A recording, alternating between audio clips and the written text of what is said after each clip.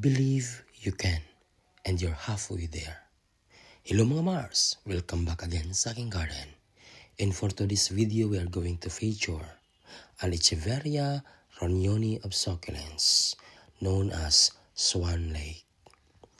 These succulents are known for their tight, symmetrical rosettes and unique, curled leaves that have a powdery blue-green or silver-gray color. Echeveria thrives in well-drained soil and prefer plenty of sun to maintain their vibrant leaf color. They are generally low-maintenance plants. You can easily propagate Echeverias by separating offsets or by using leaf cuttings. Swan Lakes is a specific hybrid of Echeveria ronioni, Topsy-Turvy, and Echeveria shavana.